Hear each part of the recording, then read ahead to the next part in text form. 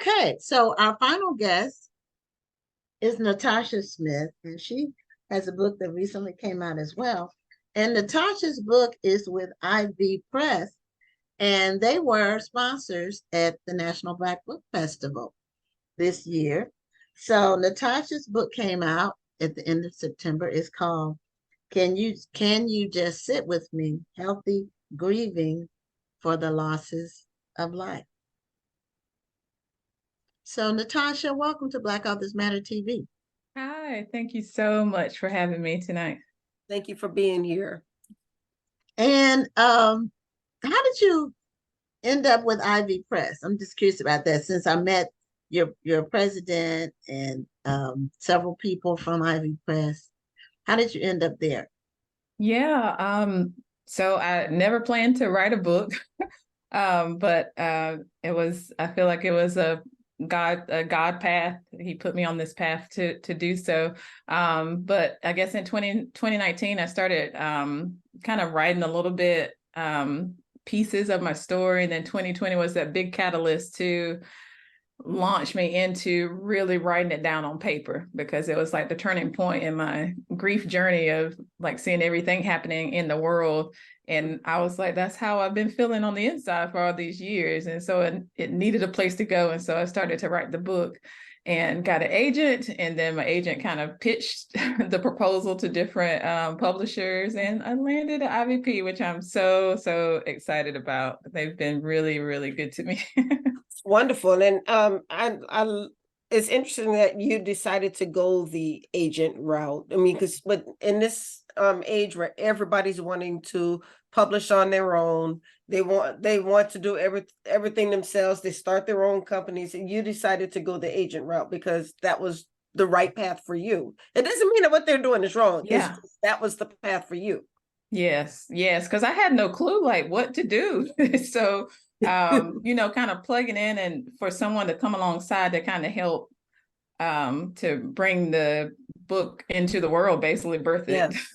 Yeah, so it was so helpful to me. So what steps did you go through to find your agent, to identify one and to acquire one?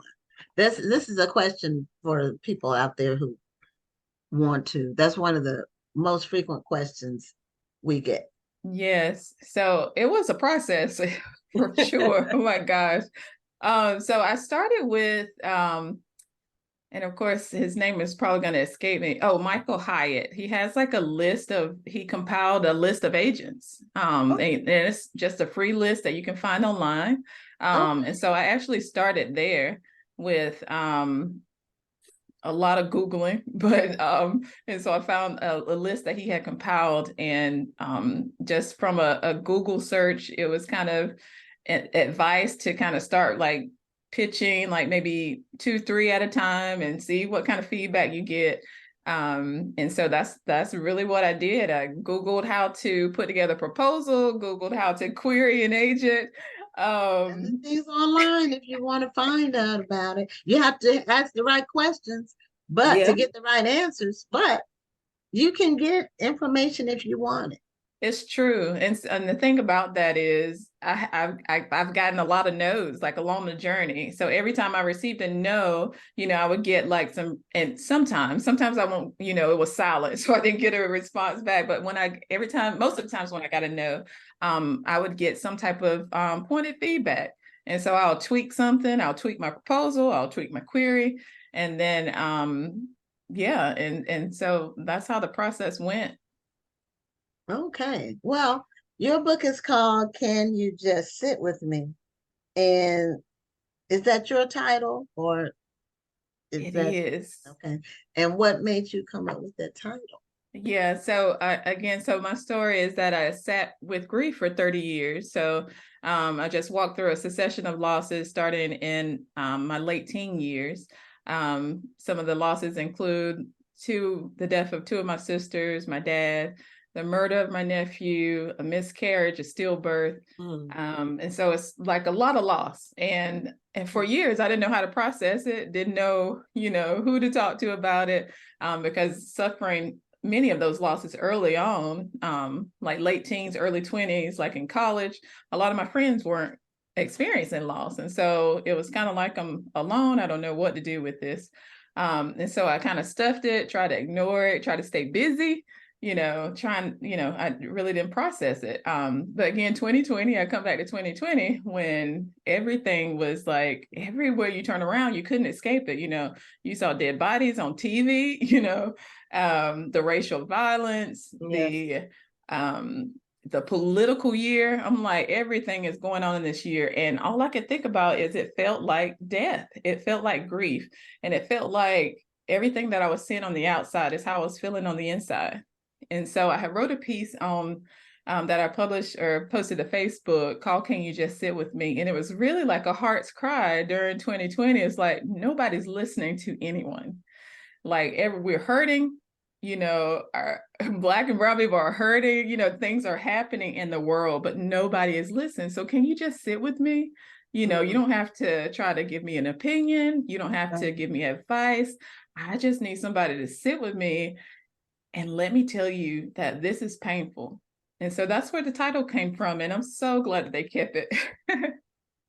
Wow. That's beautiful and poignant, really, because sometimes we don't want advice. We just want somebody to sit with us, keep us company. So I think that's a really beautiful sentiment. What gave you the idea for the cover? The cover is very simplistic. It almost looks like a greeting card.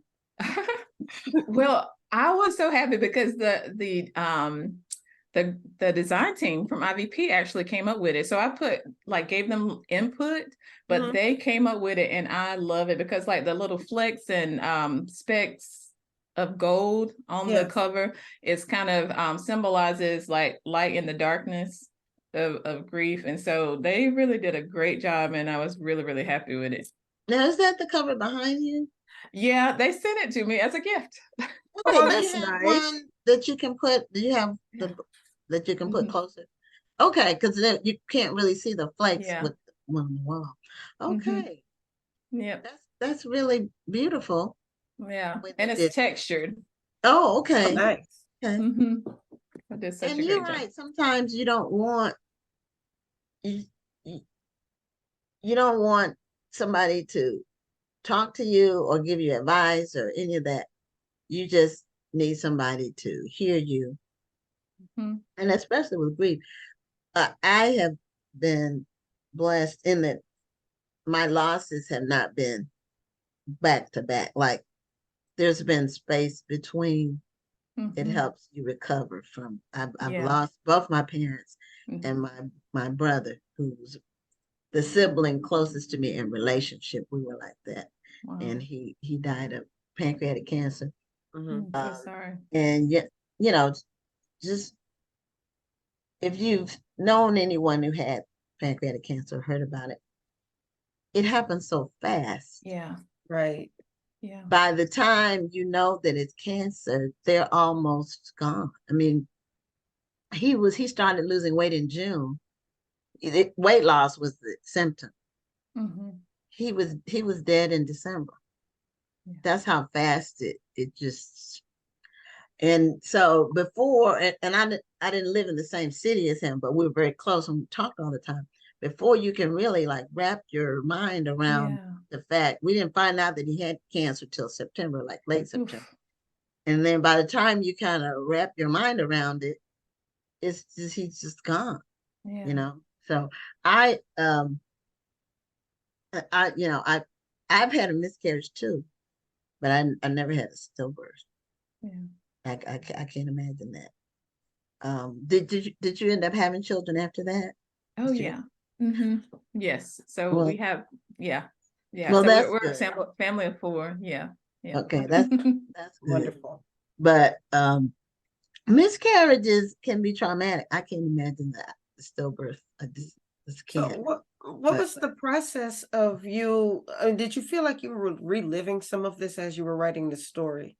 And what was your process as you were writing? Were there times where you had to just kind of step back and take a break for a second, or was it therapeutic to where you could just continue to write because you knew it was for a bigger purpose? What was your thought process? Great question. And it's pretty much all of the above. It was therapy, it was healing, but I cried a lot. Like it was some of the things like I really processed for the first time. Like I literally processed for the first time because I had buried it so deep, almost to the point where I'm like, did this happen to me? You know, because I did not want to think about it. And I was coping in a way that I was okay. And so much so that I like to share. After I wrote my book, I started counseling. Right. Because it just unearthed so much. Like it almost was an overwhelm, like I was processing it. And I learned so much from the research, but just it was a lot. It's a lot. And I'm so sure.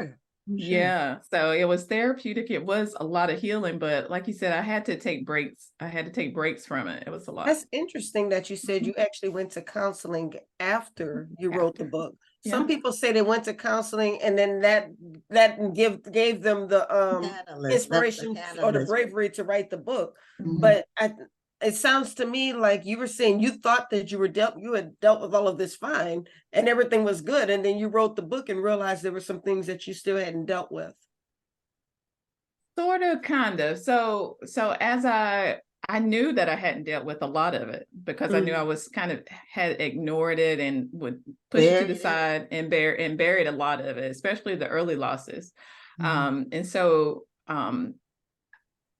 I would say again, 2020 was that catalyst. So I started writing bits and pieces of my story, kind of posting it online because I've been a blogger for a while. So I was writing, but I wasn't really sharing about the grief part. Right. But 2020, I started sharing about the grief and it was resonating with people. And I was like, yeah, because a lot of people are dealing with this. We all deal with grief on some level.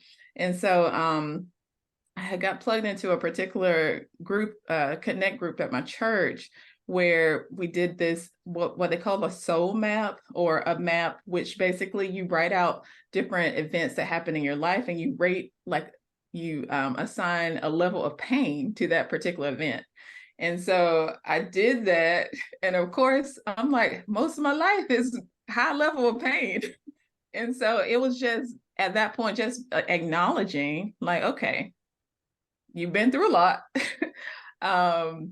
And so that to me was more the catalyst and giving me like more of permission to go to write it out and to really start writing the story. So I think that was more the catalyst to say you can do this. So what's the format for your book? Like is it part autobiography, part counseling tips? Yep. So it's broken down into like every chapter has it's broken down in like 3 sections. So the first part is like personal stories. So I share my different grief stories or loss stories in like the first part. And then the second part is academic research, psychology elements, like why are we feeling the way that we're feeling, or just explaining or giving more language to grief or in the grief process. And then the third part is more of like the biblical concepts and biblical examples taken from scripture. And then each chapter ends with a grief exercise. So something that someone can start today, because my main thing, I really wanted to make it practical, like a love story, but I'm like, what can I do today to help me cope? You know what I mean? And so each chapter ends with a grief exercise and then a meditative scripture and a prayer. It sounds like a story and a workbook and a devotional all in one. Yeah, it's true. It's funny you said that because several people, a lot of people who've read the book say that. So it's funny that you said that. Yeah, I was just thinking back on COVID just in general and all the people who had lost during 2020 and 2021. Yeah, when true. over 1 million people died. And my father died from COVID. Yeah. And that was in 2021. So in January. And so there's so many, just about every family has been touched by it in some way. Mm-hmm. Yes. Even extended family. And some people lost several people. Yeah. And then some people that didn't die from COVID, but they died because of COVID, Yeah. meaning because the healthcare system was stressed, they didn't get to go to the doctor in time to deal with whatever the acute imminent problem was. And Mhm. then it got worse. And so that was it was a period in the world Yeah. that it would be hard to describe to people who weren't alive, weren't adults. Mm-hmm. It's like trying to explain 9/11 to people who weren't born. That's so true. It's you can't. It's not something you can put in words, really. Mm-hmm. But I'm glad it's behind us. Hopefully, Yeah. forever. But who knows? There might be some other illness down the road. And COVID's not the first one that is just the most recent, but it had been like 100 years since Yeah, the it's last. true. Mm-hmm. So Yeah. what advice do you give people who have experienced loss, especially multiple losses close together, on how to grow from it, how to get past it? Mm-hmm. It's definitely a process. One thing that one of the main things that I like to just to say is how normal it is. And that people, because at one point I was like, am I losing it? And then after all the really truly, and then after all the research, like, no, this is normal. Grief is normal. It comes with so many emotions come along with it: anger, regret, relief. Sometimes we're surprised by the different emotions that comes with it. You're like, I'm experiencing this, but it's we don't talk about it enough. And so when we experience it, we're like, what in the world, what's happening to me? But it's normal and it's natural. And we think our coping should be just like everybody else's coping. Okay, but this person got over it in a couple of months, so I should have been able to get over it in a couple of months. Yes. Or why is this person taking a whole year or two to get over this? They should be able to get over it quickly. And we forget that people deal with things differently. Yes, I love that you said that, because yes, yes, and yes, yes. Well, no two people will grieve the same. And Yes. so, we can't compare, Right. because we're not going to get it right when we compare. So yes, we all deal with it differently. And so I wanted to get that out there. But yeah, just beginning to process is we have to acknowledge it. And sometimes people don't know. I've had people read the book and tell me, I didn't even know I was grieving. Like, they got the book to support someone else. And so they're discovering losses that they need to grieve now. And so it's like, we're, again, our culture, some losses, the culture and society don't even recognize. Right.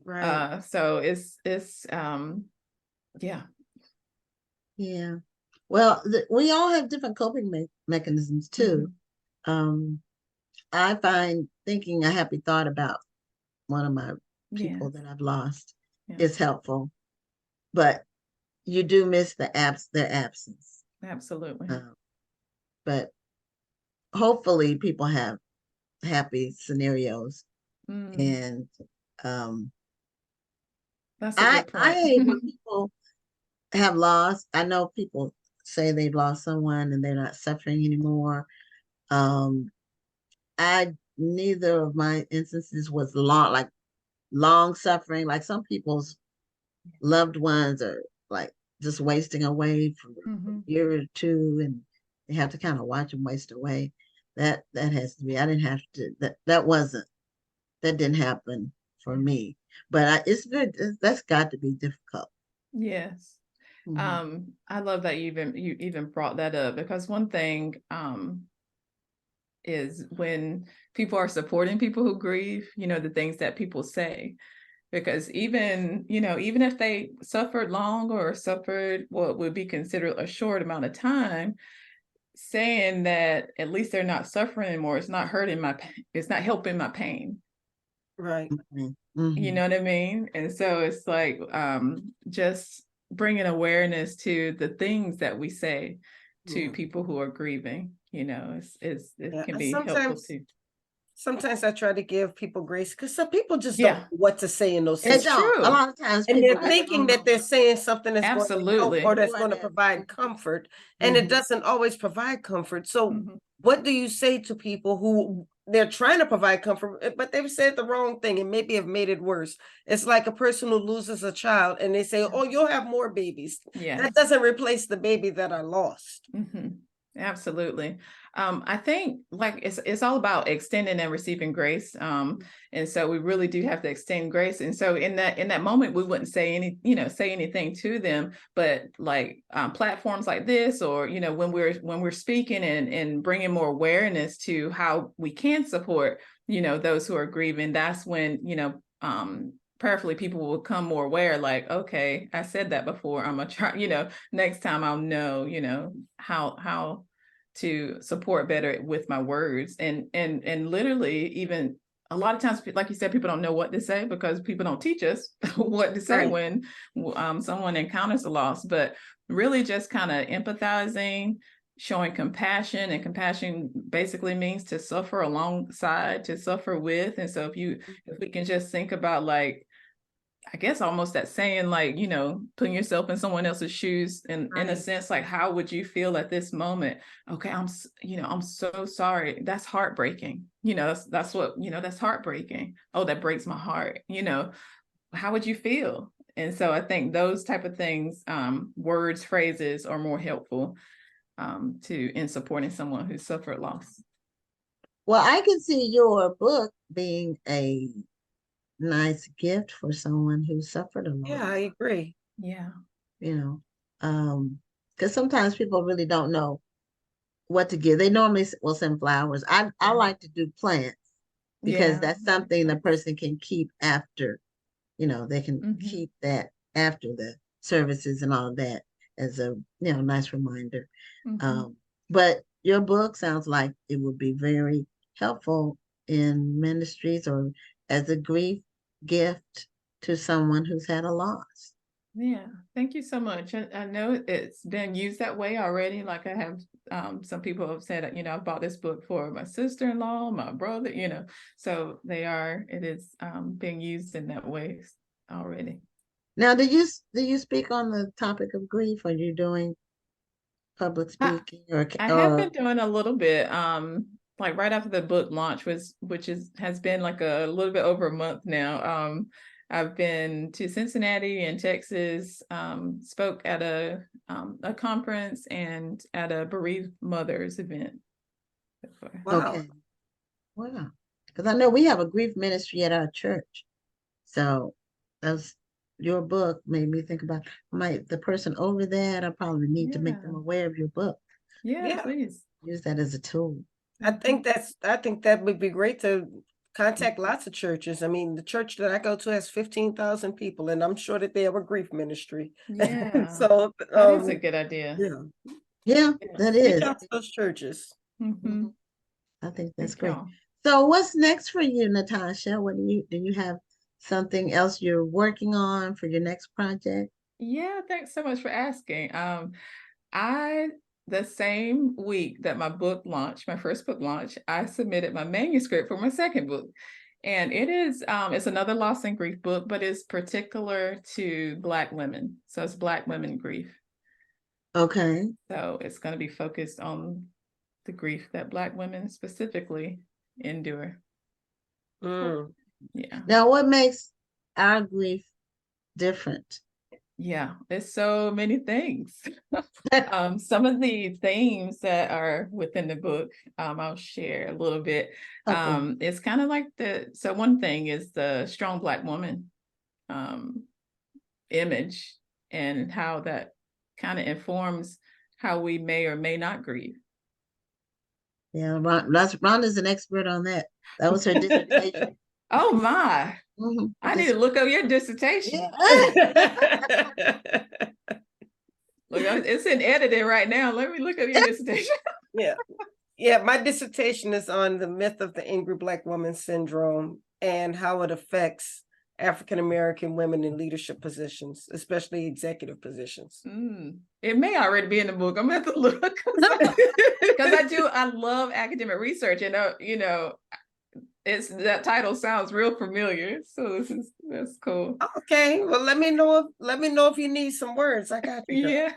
Yeah, two of the words that are probably most associated with us are angry and strong. You know, Right. Yes. And those- that is so harmful. I mean, that Yes. was probably one of the most interesting parts of my dissertation, is looking at the Sapphire character, and how she evolved into the angry Black woman, and how Yeah. she emasculated the Black man. And I was like, oh goodness, see, don't get me started. I'm almost positive that I have like your research in my book, which is crazy because that's part of it. Because I have part like strong woman and then the angry woman, but that particular phrase, the sapphire, I got that from research. So this is good. Shoot, you might have quoted me, girl. I know. I'm about pretty sure now. That's amazing. Wow. That is awesome. Yeah. or something. Yeah, we're getting close to the end of the time. I mean, Yeah, we are. We located? have like 2 minutes left, 3 minutes left. Yeah, where are you located? I'm in North Carolina. Oh, Okay. where? I'm near in Clayton, but it's near like 20 minutes outside of Raleigh. Okay, I know the Gotcha. area. So, yeah, my family's from North Carolina, so I know the Okay. area really well.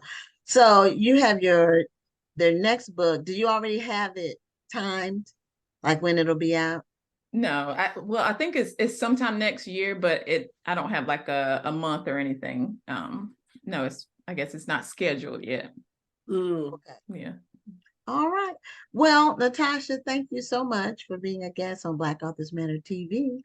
And congratulations on your book. And I believe that the grief ministry concept and it being a tool for that is going to be a winner for you. Yeah. Thank you so much. Thank you so much for having me. It's been so Well, fun. thank you for being here. I really enjoyed the conversation, and congratulations on the book, and best wishes in sales and marketing and touching people, because there's some people who really need this message. Yeah. Thank you so much. Okay. Well, have a great evening. And we'll be seeing you soon, I'm sure. Yes. Thank you. Thanks again. Have a good night. Take care. All right, Bye-bye. bye-bye.